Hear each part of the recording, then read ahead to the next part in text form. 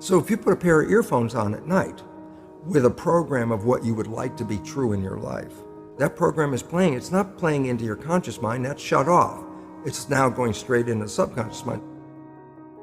You will be successful because 95% of the day, your program automatically will be seeking your wishes.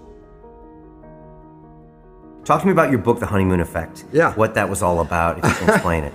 Okay, the honeymoon effect is this. This is the whole story of the Matrix. Matrix, you've been programmed. Oh, we're going to take a red pill and get out of the program, okay?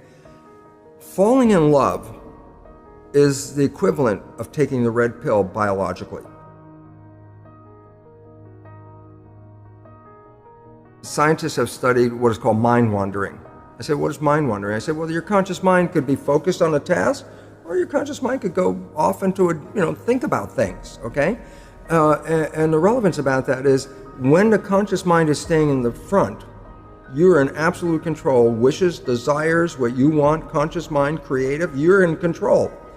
But the moment your conscious mind takes off into a thought or starts thinking or whatever going on, it lets go of the wheel, the autopilot takes over, okay? So the idea is this: if your mind is wandering, then you're being run by the subconscious. And it turns out this is very negative. When your mind is straightforward in consciousness, you're controlling the vehicle.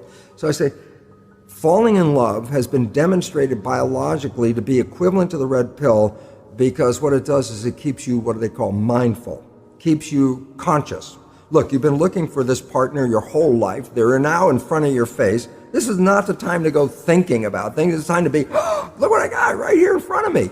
And I say, well, think about it this way. Your life could suck every day, every day, every day, every day. And then you meet this person, and 24 hours later, it's heaven on earth.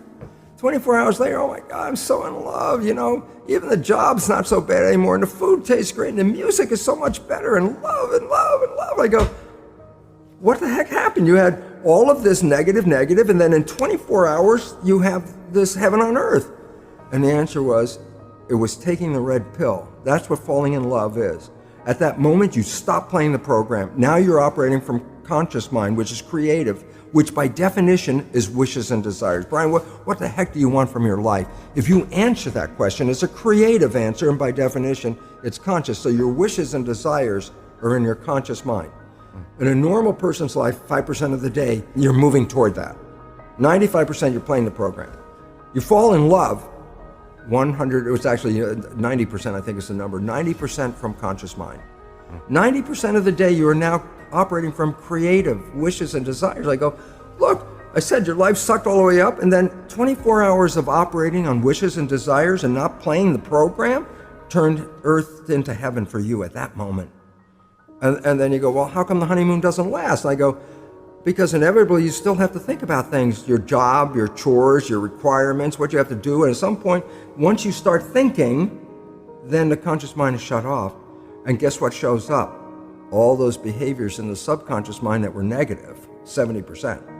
And your partner, remember, your partner and you fall in love same time, both of you operating from conscious mind with wishes and desires. And all of a sudden, you start thinking, and then this behavior shows up that was your mother, your father, whatever thing you learned, and your partner is like, where the hell did that come from? Who are you? Is a response. It's like, where did that come from?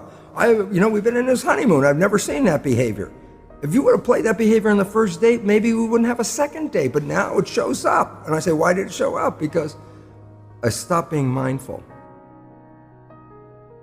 So how do you teach people to keep the honeymoon alive? Is to change the subconscious program.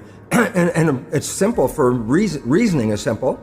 Conscious mind, wishes and desires. Subconscious mind, program. Well, what if you took the wishes and desires and made those programs? Then guess what? You don't even have to think about it. You will automatically, 95% of the day, be playing behaviors to manifest those wishes and desires.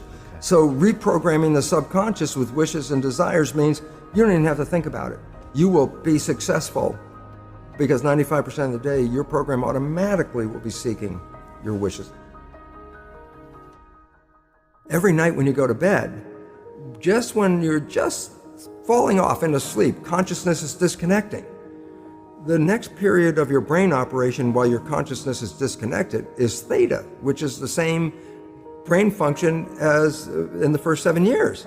So if you put a pair of earphones on at night with a program of what you would like to be true in your life, as soon as your conscious mind disconnects, that program is playing. It's not playing into your conscious mind, that's shut off. It's now going straight into the subconscious mind. So it's called auto-hypnosis. You don't need to go see a hypnotherapist. You just have to pick out what program would you like to have that you don't have, and they sell these programs.